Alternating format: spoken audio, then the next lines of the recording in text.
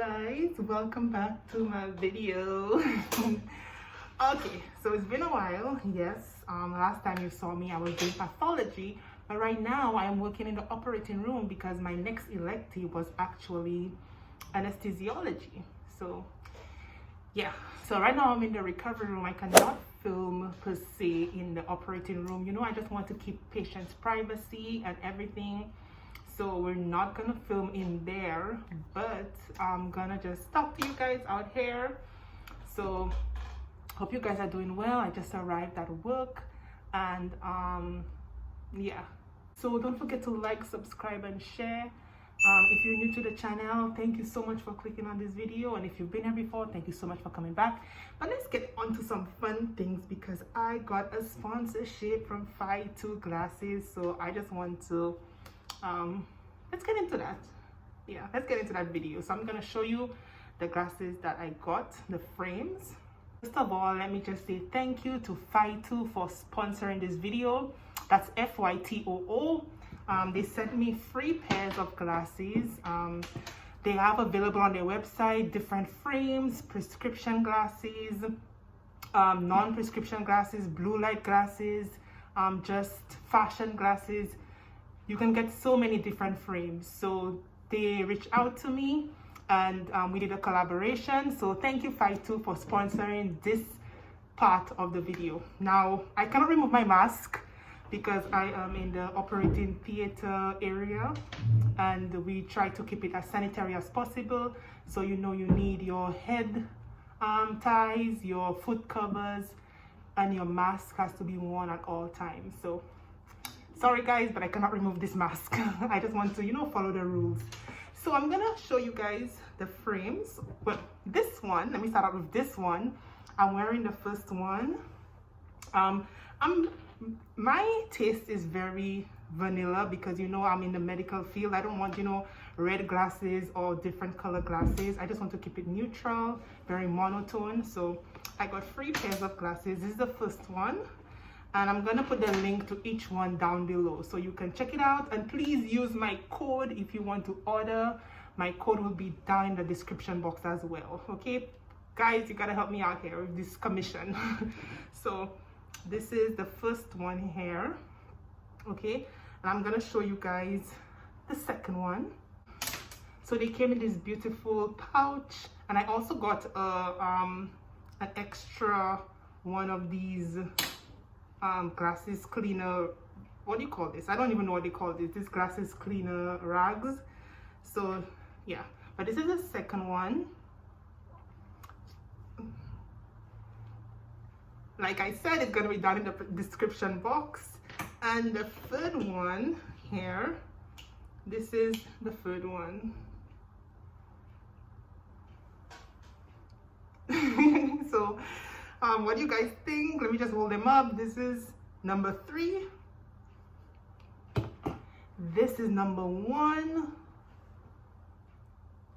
And this is number 2. So yeah, I love number 1 and number 3 personally. Yeah, they are my favorites. But like I said, I had to just get, you know, boring frames. But you can get all different kinds of frames depending, I guess, on what your style is. But I wanted to keep it very neutral because, like I said, I'm in the hospital, I'm in the surgical room, I'm talking to patients, and I want to keep it very professional. So that's why I chose these boring, quote-unquote, frames. So this is the one I was wearing today to come to work. And yeah, okay, so let us continue the video. This is just gonna be maybe a weekly vlog, but I do want it to be a part 2 of the last vlog I did talking about St. Jude Hospital and the impact that it's had since it burned down. It's been over a decade and we still don't have a functioning hospital. We're working in the stadium, and I must say the doctors are doing such a good job with the limited resources that they have. Let me just say this, you know that if you learn under very difficult conditions, it's like you just excel because you need to do better and be better than your counterparts. So I feel that's what is happening right now in St. Jude's, in Beaufort, St. Lucia. The doctors are just, I'm just in awe of what they can do and how they are able to just navigate everyday stuff, you know, if not the best equipment, limited resources. And I mean, they're doing operations and taking care of patients in a stadium. That is insane. And just the fact that they're doing such a good job, it's just amazing to see, and it's amazing to be a part of everything. So a little history.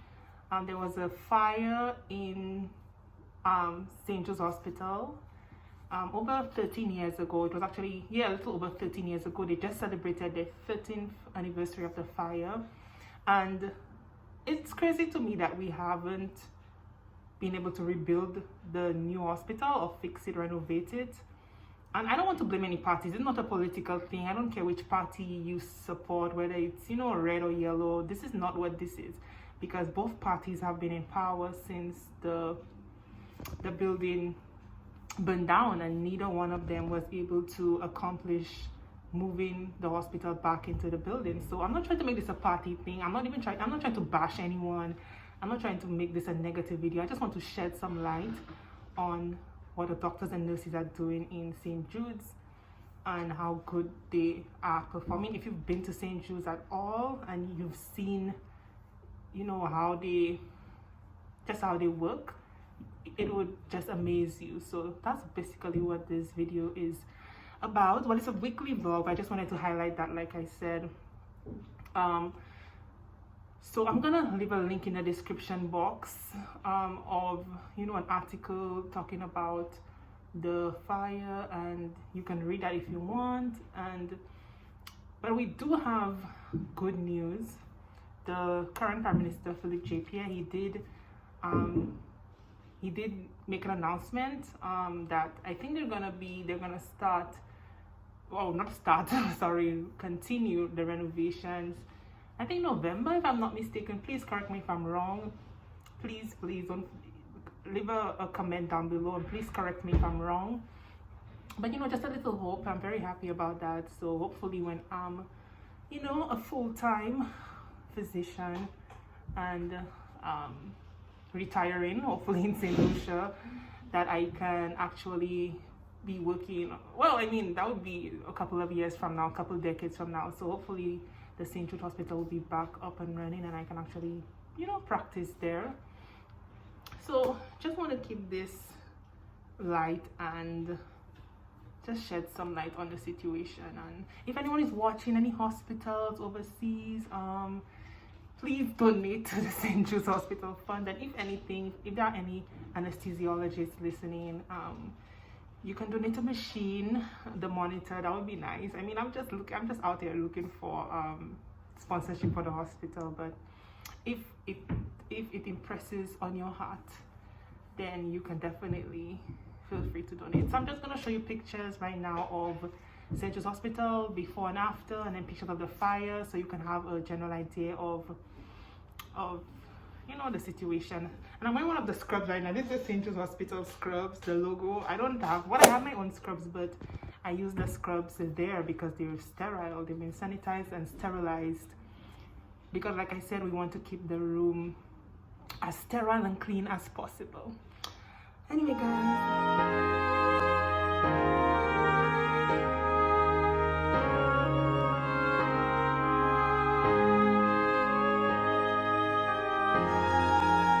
so it is my lunch break right now. We just had it was a K-wire. Okay, it was a fracture of a bone, and the orthopedic surgeon had to repair it. That surgery took a while. It was like maybe 4 hours, so that was really long, but you know, we pushed through, and he did a great job. So right now it's lunch break, but I'm fasting. I'm doing intermittent fasting, so I'm not eating right now. I'm just gonna stay here and chill and just take a rest until I gotta go back in the operating theater. Yes guys, so that's my Monday. The main medical facility in the south was gutted by a ferocious blaze early Wednesday morning. St. Jude's Hospital surgical ward and the operating theatre was completely devastated. One of the security guard on duty, Lawrence Sonny, says he noticed the AC unit on fire. And the AC unit was on fire, so I went to the ward and please. I took out all the children on the ward. I went to the top surgical ward and making the patient come out. And then the place was already on fire, so I could not do anything else but help the patient to come out. And I left some of them inside, but I could not do anything. The place was black out. Assistant Divisional Officer Jean of the Southern Division says the fire service was hampered initially by water. It's a little premature to make any pronouncement on the fire. Although we had some problems with water initially, but we seem to be getting the water situation under control. Pius Benjamin is the disaster coordinator at St. Jude's Hospital. He says most of the patients were evacuated and transported to Campus B. Operations are in progress right now. The fire has been contained. We have taken some of the patients. In fact, most of the patients, we have carried them down to Campus B. At this point in time, we have nurses and doctors down at Campus B, as well as other helpers, auxiliary helpers, trying to get the patients comfortable as much as possible. We are trying to get the most important supplies down to Campus B. And our two main objectives right now is patient accountability and ferrying all our equipment and whatever we can salvage down to Campus B at this point in time. Prime Minister Stephenson King, Internal Security Minister Guy Mills and other officials made a preliminary assessment of the wing that was destroyed to give them an indication of the extent of the destruction. Too early to indicate anything in detail, but certainly we are here, and it means that all hands on deck, and we will do all in our power to get the situation under control. The discussion generally, and it is really one that must be done very early, is to have a situation analysis of the current status here. And they were able to give me a clear indication of the census, the numbers at the institution, accounting for patients, where they are, and hopefully by 6 o'clock in the morning we'll be able to give in detail an account of every patient which was housed at the institution. It is reported that 2 charred bodies were identified. 1 patient died on the way to Castries.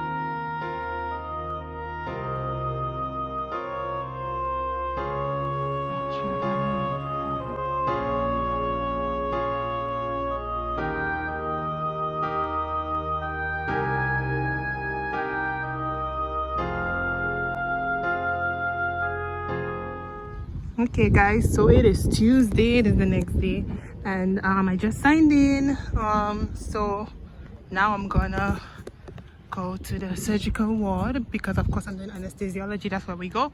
So it's actually across here in downstairs, this part of the stadium, but I actually came in through here, signed in and all. So yeah, so that is basically what I do every morning.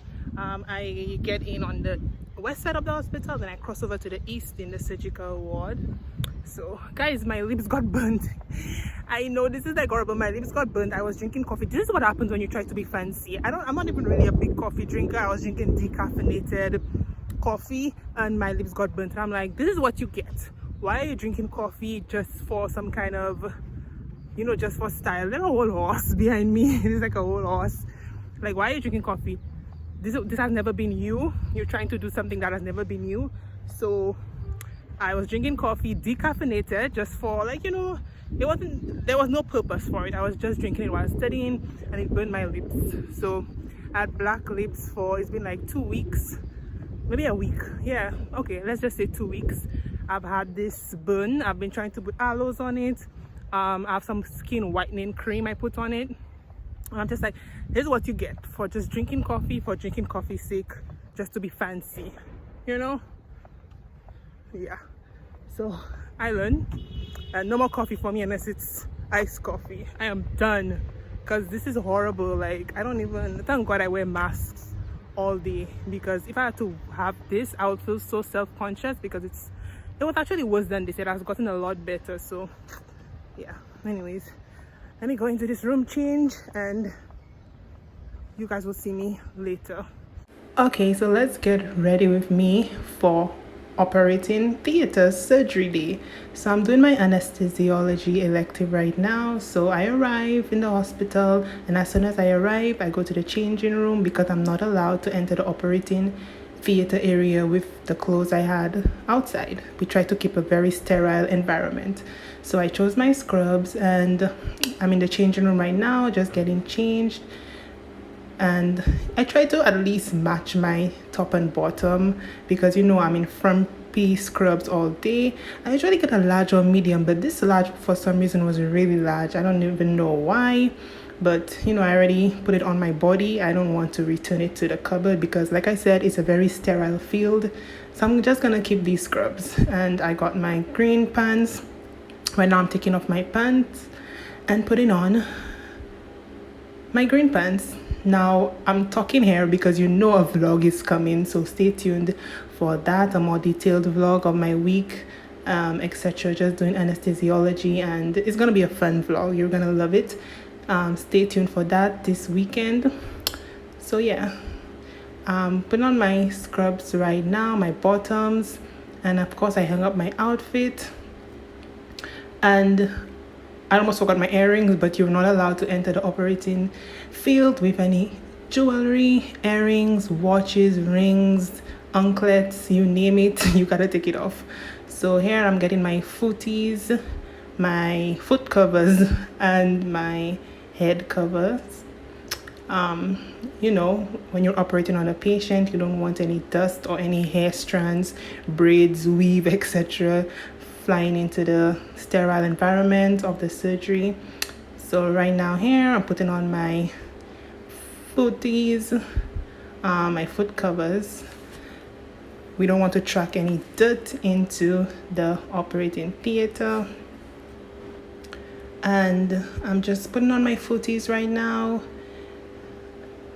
so I can get in the operating theater. So that's my whole outfit here, and let's have a great day. Okay, so this is literally me just in the operating room, next to the anesthesia equipment, just having, you know, observing the surgeries and just being at work.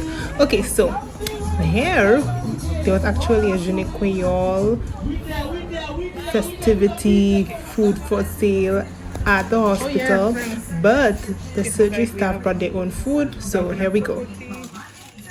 We have fish cakes, dumpling, roast baked, smoked herring, and this is cocoa tea, no dumpling. Then we have cucumber on a tablet. Then we have hot fried bakes, and last, saltfish, bag of avocados, and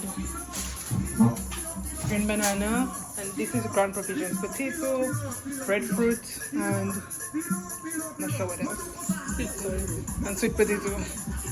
Oh, and more fried bakes there. So that's it. Creole day. Ravi, how do you love the food of my ancestors? I love it. This is from my ancestors, y'all.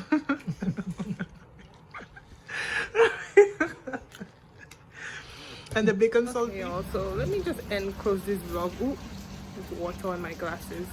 But it's raining right now. I'm just gonna close out this vlog because, yeah, I feel like I have so much stuff on this vlog right now. So I'm gonna close it out. I think I'm gonna go to Creole Day on Saturday, but I'm not sure. Yeah, I'm not sure. Probably not, because I have so much stuff to do, so much studying to do. So If I don't, I'm gonna end this vlog right now, but if I do, I'm gonna add that to the vlog. So until next time, take care of yourself and each other. It's raining, but I'm about to head out. Better. So until next time, guys, see ya. Bye.